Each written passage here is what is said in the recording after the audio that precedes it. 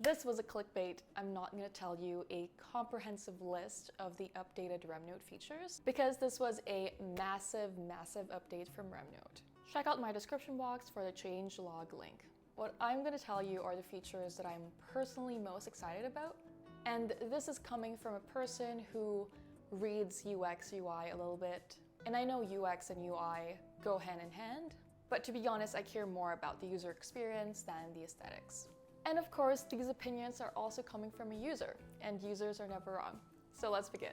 Number one is filtering and sorting documents. So you now have the ability to filter and sort documents. Folders, top rem, documents, daily documents, PDF. Before, it was a little bit disorganized, right? And you already know that I'm not a big fan of a folder system. But to clarify, what I meant by that is I don't like looking for the folder first and then taking notes. I prefer to go on a consistent document like a daily document and then take notes. And then if I have time, maybe I will drag that to the appropriate folder. So I'm so glad that I don't need to avoid this page anymore. Because when I can't sort or filter stuff in general, sometimes it suffocates me, which is like an overreaction, I know, but still. So I'm glad they prioritize this. Number two is user experience on creating flashcards. Everything is so simple now. You know how before when you type 2 colons, you make a flashcard? And of course, we all know that by now. But when I was just trying to learn how to use RemNote, this was tough.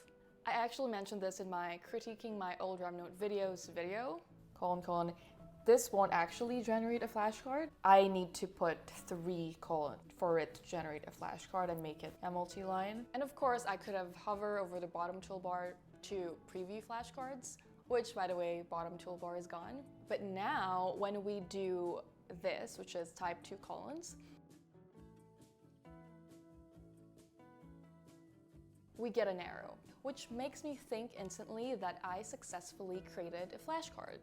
I didn't have to do anything else to check, and this makes it user-friendly and intuitive.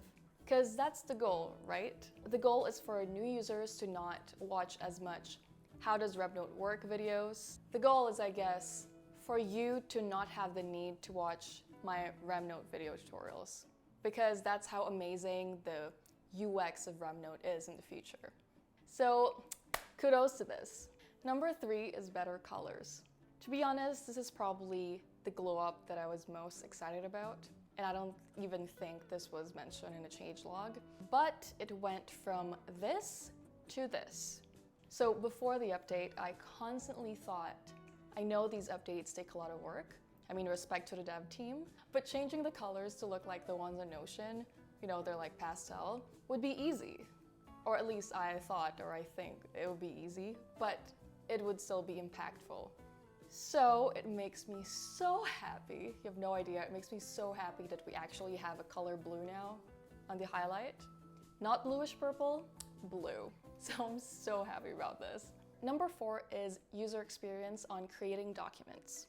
So before, you click this arrow and you click the type of document. Now, you click a button and click the type of document. So going back to user experience, so it's the same number of clicks to get there.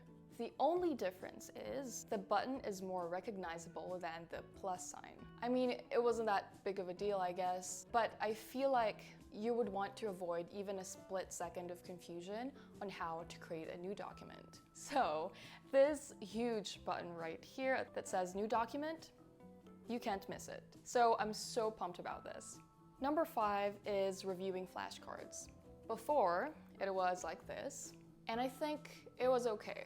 But I did get confused a few times because the smiley face has the same size of text of the length of time. So I thought before, were they asking me how long it took for me to answer, like 1 hour, 24 hours? Are they asking me to pick when my card will appear again? Are they asking me how satisfied I am with how fast I answered? But now, the icon is so much bigger, which means the emphasis is there. It's clear to me now that these lengths of time is more of an afterthought. so I shouldn't worry about them when I'm reviewing flashcards. What they're asking me was how fast I answered and how I felt about it. So this is where the user interface goes hand in hand with the user experience, because just changing the font size or the icon size or bolding or italicizing things just makes it such a huge difference to make the app look more intuitive. Number 6 is stats. There's data information now for each rem. I mean, my data analytical mind just loves this. And lastly, number 7, the user interface feels smoother in general. I attended a product management conference last week, and the Typeform chief of product spoke there, and she said, lack of delight opens room for competition and disruption. You can't quantify how modern looking the user interface makes a user enjoy how to use this app. Like, that's just hard to do. This is really the ultimate glow up, and if I only have one word to describe this update, it's delightful. See you in the next video.